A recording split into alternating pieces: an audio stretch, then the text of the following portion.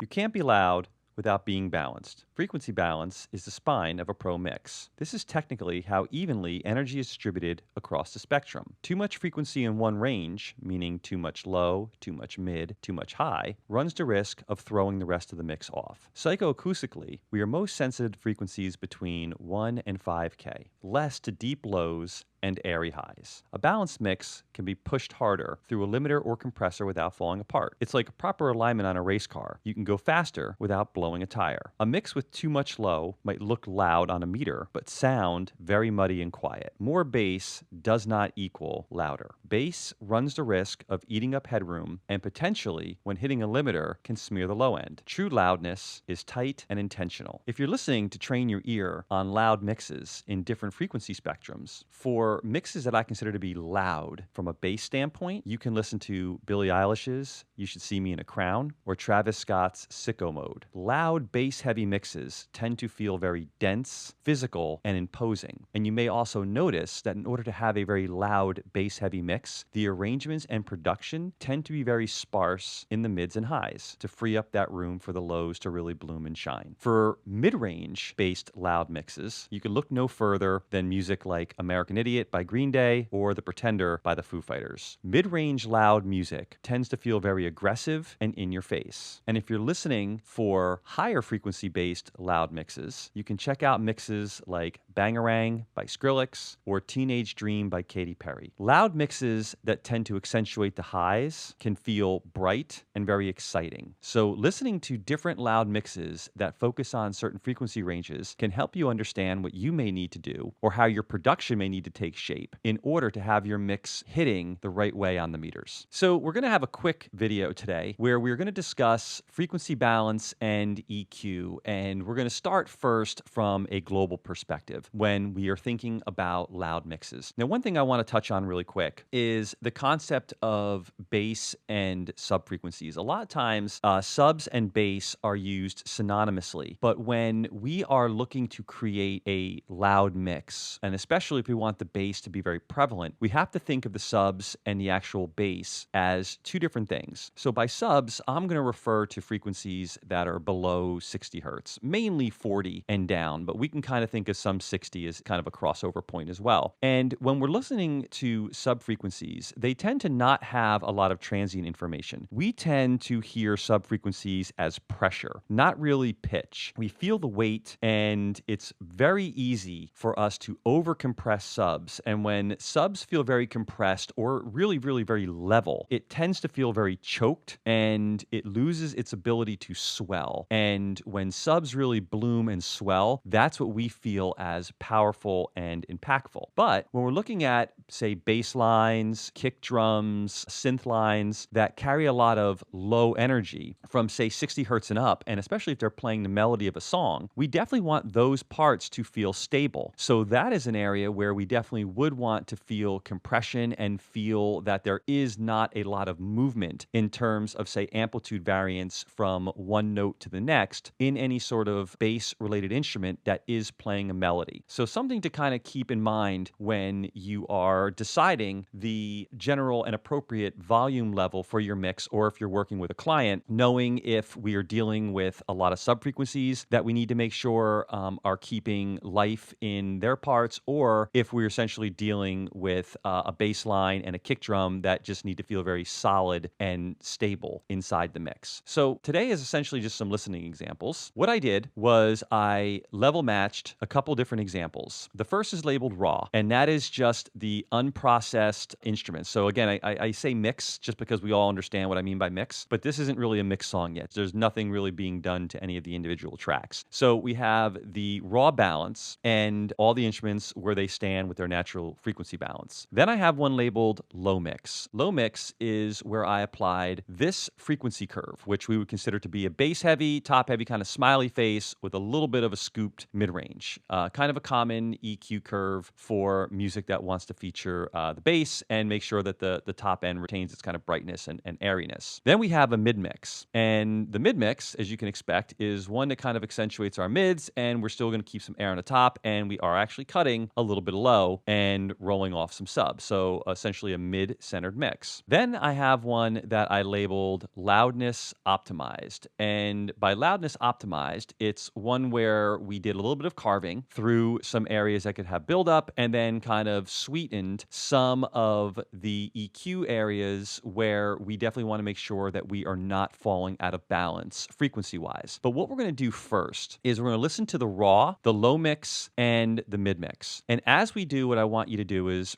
imagine that line we had going through the speakers, like that piece of tape connecting the two speakers. We discussed this in our EQ series where we talked about how we can use an EQ to essentially make sound sources feel like they're coming closer to us, moving away from us, sinking down, or kind of lifting up. Again, like we talked about in the transient video, where our channel here, what we are building together, my friends, we are building upon concepts. So not many true, just kind of random, standalone, quick, clickbaity kind of, hey, are you sure you know what this button on this does kind of stuff, but rather we're talking concepts, because the most important thing is that we are developing the ability to deepen our toolbox to solve problems, and also understanding from the very jump that the decisions we make set up everything we're trying to do down the line. So I need to know right now if I'm trying to build a loud mix, whether I'm getting that from the customer who just sent me a lot of loud references, American Idiot, things like that, and I'm like, okay, we got to get to that because they're going to play their mix, they're going to play that mix, and they're going to come back to me with their notes. Or if I'm, writing and producing my own material and have a general sense of how I want this to hit.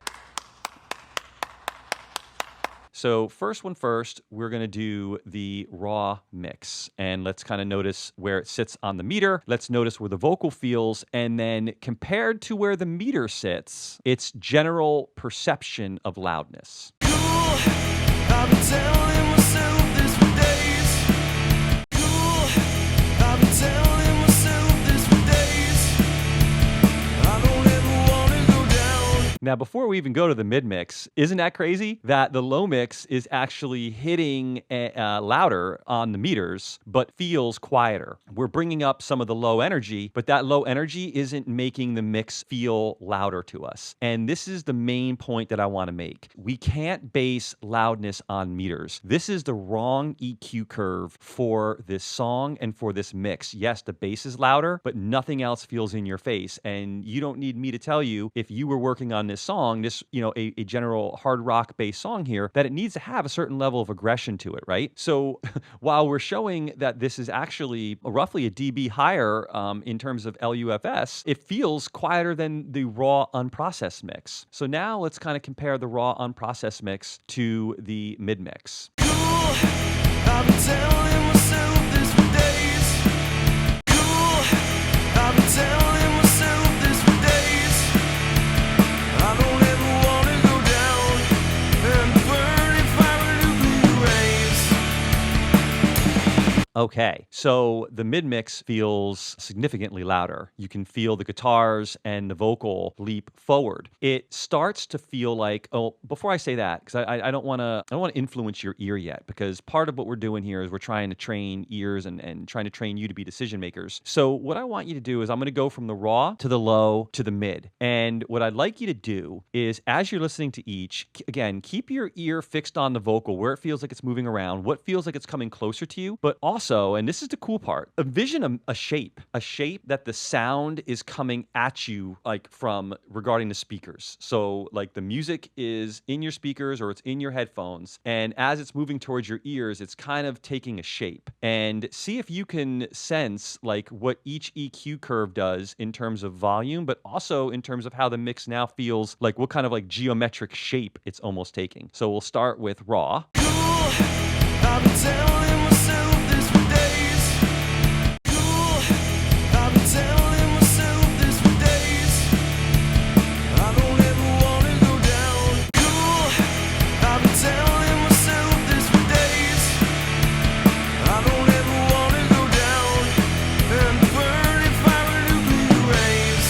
That's pretty cool, right? The mid definitely feels the loudest of them all. And that is because of the FLETCHER-MUNSON curve. And we are, really digging in and highlighting the frequencies that the human ear hears best. So now we perceive that as louder. We perceive it feels like the vocal on that and the guitars leap forward on that. Now we lose some bass energy. And let's just use one shape, one geometric shape, a triangle. So for the raw, I'm envisioning the triangle standing kind of upright. It's a really bad triangle with my fingers, right? So we have our bass frequencies are my thumbs, and then we're moving up to our treble, which is here. And the raw kind of feels like that, banging into everything. I'm a hot mess right now. Everything in my life is a hot mess. And when we kick in the low mix, it feels like the triangle goes like this and starts to tilt backwards. And when we do the mid-forward mix, it feels like it becomes the tip of a spear. And the whole mix feels like it's now kind of like funneling towards the center. All that mid-energy is coming right at us, what makes things feel more aggressive, which makes it feel more in your face, right? Because it's more concentrated. It's like compressed air firing as opposed to it feeling wide. So you think of Smells Like Teen Spirit or The Pretender, things like that, they're very mid-forward. It feels like it's driving right at you, where with the bass music, it feels like we're being kind of like pillowed by the bass and all that intensity is kind of rolling back away. So now that I gave you that little kind of mental image, let's listen again and see if you hear it, or feel free in the comments to tell me I am 100% out of my mind and you vehemently disagree. I've been telling myself this for days. I've been telling myself this for days. I don't ever want to go down. I've been telling myself this for days. I don't ever want to go down and burn in fire nuclear rays. So this is something to keep in mind as you're building your mix, whether you are individually EQing each instrument or whether you have an EQ that lives on one of your master buses. Understanding how that EQ is going to impact the perceived loudness of your mix. Now, this doesn't even take into account what happens with mix curves like this when we drive them into a limiter.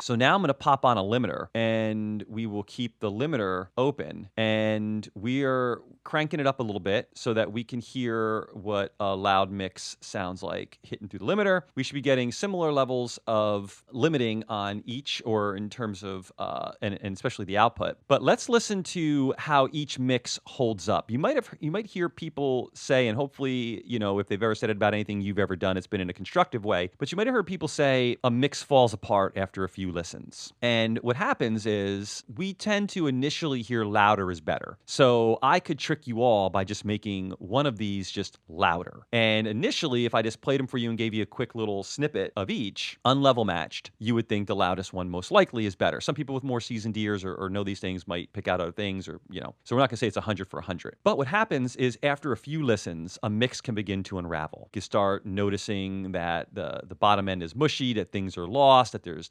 pumping, and all of a sudden a mix that might not have been as loud feels, when you bring it up to that volume, say by using an analog volume knob and turning something up to make it as loud, it feels more dynamic, it feels clearer where it needs to be. So let's just kind of listen. We're going through this together in real time and see how each mix holds up when it hits this limiter. So I'm going to bypass the limiter first. We're going to get a level jump, and then let's hear what the limiter does. I've been telling myself this for days.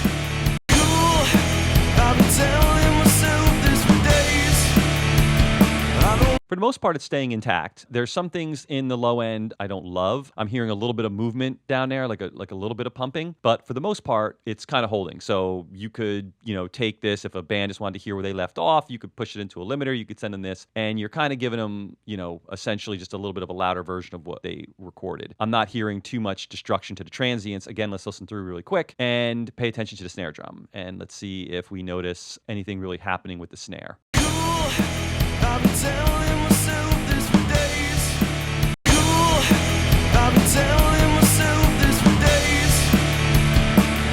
Nah, but you could probably, since I kind of tipped the low end kind of pump, you could probably hear a little bit of that happening. Okay, so now let's go to the low mix. We're just going to do the limiter with it right now, because we already know that this kind of angles back and we've done a thorough analysis. So let's kind of see what happens here. I've been telling myself this for days.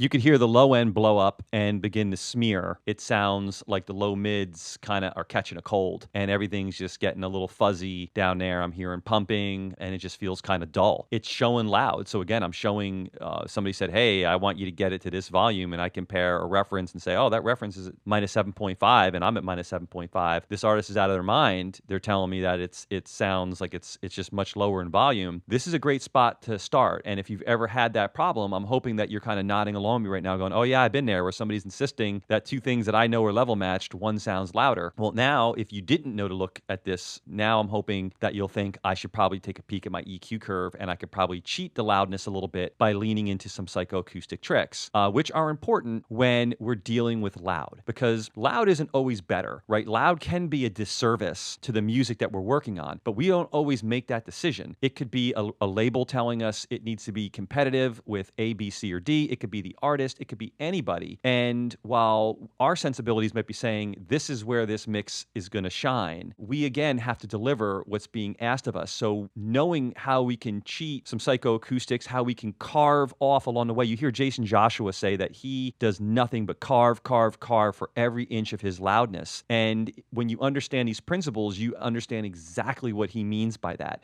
you have to be strategic. There's really no compromises, only trade-offs. So if we're going for a loud mix, make no bones about it, something's going to have to be sacrificed. What we're trying to do is we're trying to minimize as much collateral damage as possible and still keep the general mix in terms of its emotion, its impact intact, while having it feel to the people that are evaluating its loudness, having it feel like it's at the level of loudness that they're looking for. So let's move on now. We'll hit the mid-mix on this limiter. I've been telling myself this for days. I've been telling myself this for days. I don't ever want to go down and burn. So no surprise, what felt loud got even louder in the limiter. The mid-mix retained most of its kind of integrity, if you want to think of it like that. It changed the least running into the limiter. Now, I'm not advocating for a mid-bass mix, because what I feel is happened there is that we're not feeding the lows into this limiter. Because remember, a limiter is like a trash compactor, right? Is that what kind of crushes things? Trash compactor or garbage disposal? No, garbage disposal grinds. Trash compactors compact. Yeah, come on, you fool. Can we please focus? Okay, so the limiter is going to start compacting what's happening, because you're saying bring it to this level or limit it this much. So essentially, we're driving in, giving it level, and it's just going to push back against everything that's going over that level, kind of compacting things. So if the lows are eating up a lot of headroom, that's going to trigger the limiter. If our transients, our kick and snare, are way out in front of the rest of the music, then the kick and snare are going to also trigger the limiter, and the limiter is going to start limiting them first, pushing them down back into the mix. So we're not feeding as much low into the limiter here, which means that the limiting feels a little more balanced, a little more even across. So take a listen again. I've been telling myself this for days. I've been telling myself this for days. I don't ever want to go down and burn. Now, my personal opinion, it sounds like a glorified iPhone mix, but it would be loud as hell if you turned it up, and especially if you had a system that, enhanced some bass frequencies and things like that. You're going to kind of get a little bit of that low energy back, but this feels really forward, really loud. What you may notice with the raw and with the low mix is, with the raw, the low end kind of goes like this, kind of pushing forward. It's like seasick, right? Like waves, like you're kind of, and then the low one, you really feel that.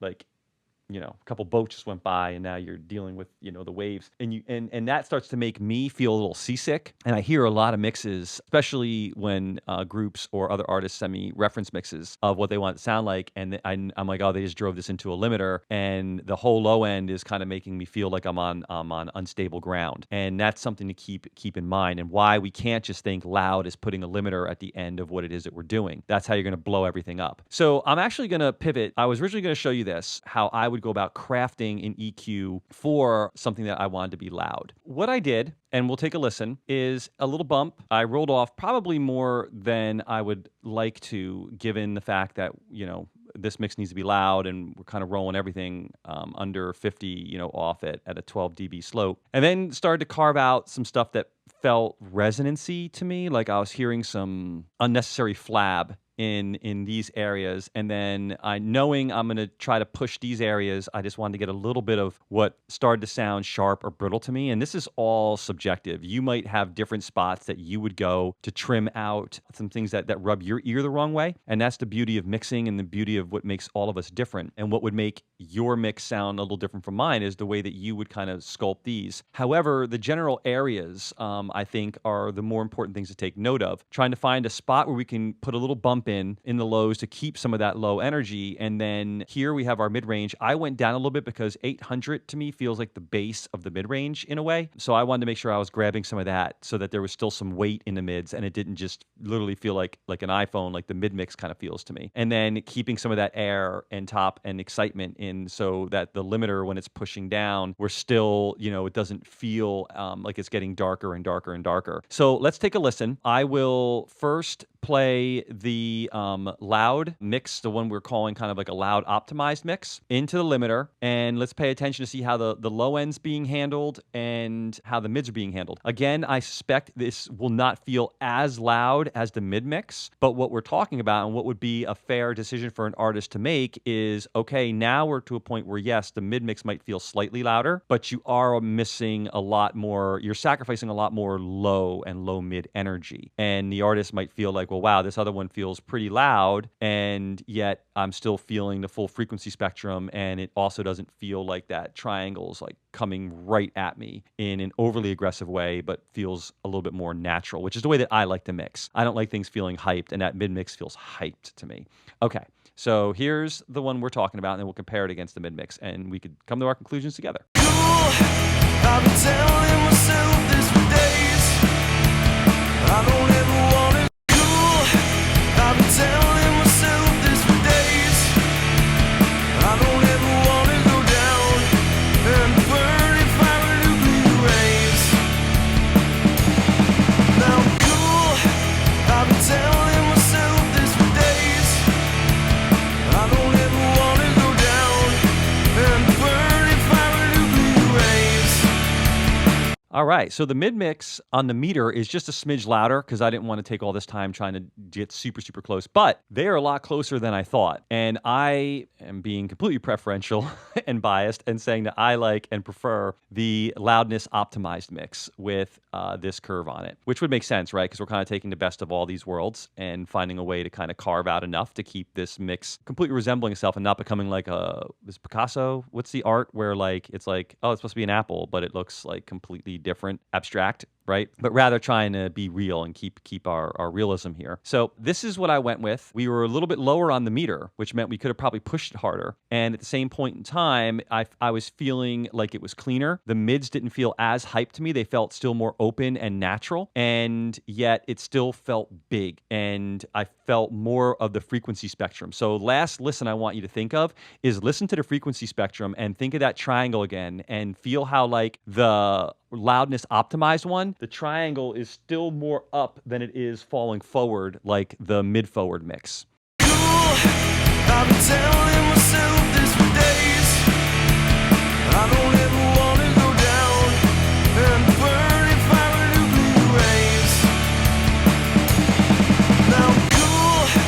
I've been telling myself this for days. I don't ever want to go down and burn in fire nuclear rays. Now I'm cool. I've been All right, my friends, I hope that you found this concept of EQing for loudness useful. I definitely hope that you were able to grab a couple tools to put in your toolbox and that we are building. Now we're understanding how we can shape EQ curves to lend for loud mixes, whether we're trying to have that be a bass heavy mix, a mid forward mix, or a mix that feels very bright and open at the top. Okay, see you next time.